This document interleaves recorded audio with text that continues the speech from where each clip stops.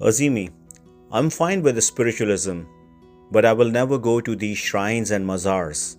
I find all this very weird and senseless, Azeemi's friend said.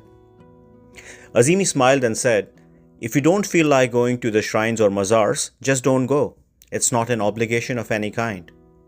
It's just one way to show respect to the one whose shrine we visit, and to remember them, just like we visit the graves of our dead relatives or loved ones, and we remember our own mortality too. And about the shirk and other malpractices on these shrines, believe me, the Sufi Buzurgs whose shrines are used for these things always preached against these wrong practices all their lives, and they talked about oneness of Allah and Tawheed only. Sadly, whenever and wherever there is a large crowd, you would always find all kinds of good and bad people nonetheless.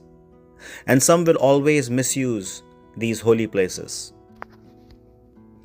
Have you ever wondered how many hungry people are fed each day from these same shrines through langar?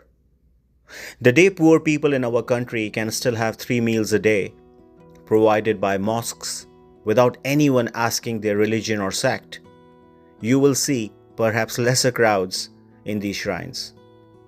Also think about this. There are scores of people who have no money to afford a therapist for their depression and anxiety.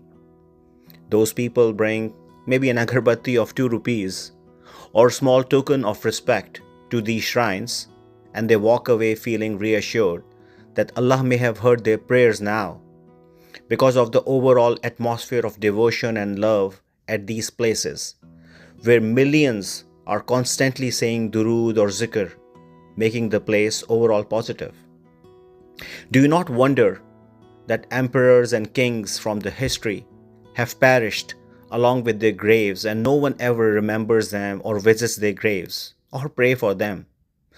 But on the other hand, these Buzurgs and Sufis who died 500, 700, even 1000 years ago still beat in people's hearts daily, and their shrines are getting busier with each passing year.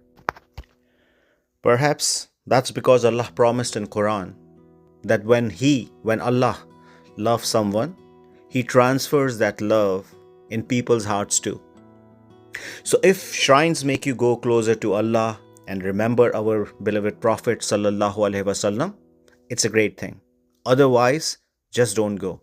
No compulsion at all.